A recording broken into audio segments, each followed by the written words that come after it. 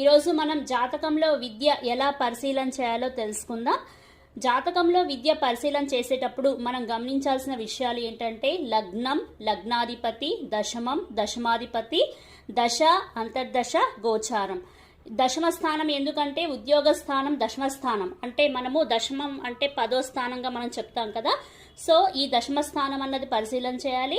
అలాగే దశమాధిపతి అంటే ఉద్యోగ స్థాన అధిపతి కూడా మనం పరిశీలన చేయాలి.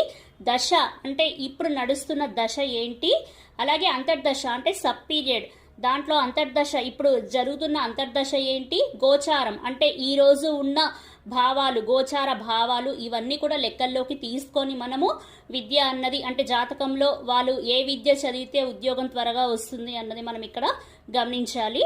ఒక ఉదాహరణ తీసుకొని మీకు ఇక్కడ వివరిస్తాను. లగ్నాధిపతి అయిన కుజుడు ఇక్కడ షష్ఠ స్థానంలో ఉండడం గమనించవచ్చు. షష్ఠ స్థానం అంటే రోగస్థానం. రోగులు అంటే ఇక్కడ మనం విద్య గురించి మాట్లాడుకుంటున్నాం కాబట్టి పేషెన్స్ అంటే మనకి ఇక్కడ డాక్టర్ విద్యగా మనం గమనించాలి. ఎందుకంటే రోగులకి ట్రీట్మెంట్ చేసేది డాక్టర్ కాబట్టి అతను చదివే విద్య డాక్టర్ విద్య సంబంధించింది అని మనం ఇక్కడ గమనించాలి. లగ్నాధిపతి అయిన కుజుడు రోగ స్థానంలో ఉండడం వల్ల అతను రోగం అంటే హెల్త్ కి సంబంధించిన విద్య అంటే రోగుల్ని ట్రీట్ చేసేది డాక్టర్ కాబట్టి డాక్టర్ విద్య అన్నది చేయడం అన్నది కనిపిస్తూ ఉంది. అలాగే నవమ స్థానం, దీన్నే మనము భాగ్యస్థానంగా చెప్తాం కదా, అంటే అదృష్ట స్థానం.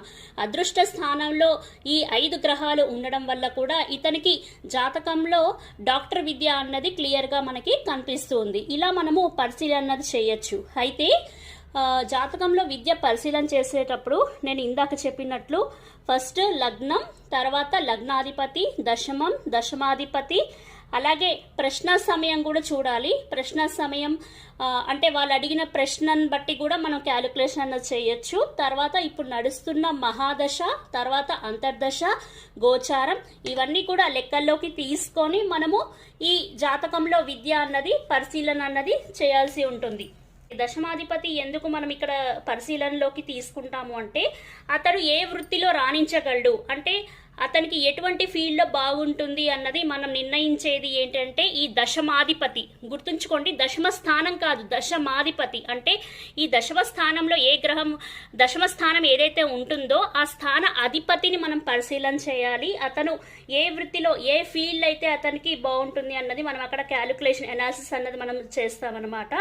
ఎందుకంటే ఎవరు ఏ కోర్సులు చదివినా కూడా చివరికి ఉద్యోగం చేయడమే కాబట్టి వారు ఏ చదువు చదివితే వారికి త్వరగా ఉద్యోగం వస్తుంది లేదంటే సంపాదన ప్రారంభం అవుతుంది అని పరిశీలించి ఆ కోర్సులకి మనము ప్రోత్సాహం అన్నది చేయాలి. సో ఇలా మనము జాతకంలో విద్య అన్నది పరిశీలన చేయాలి.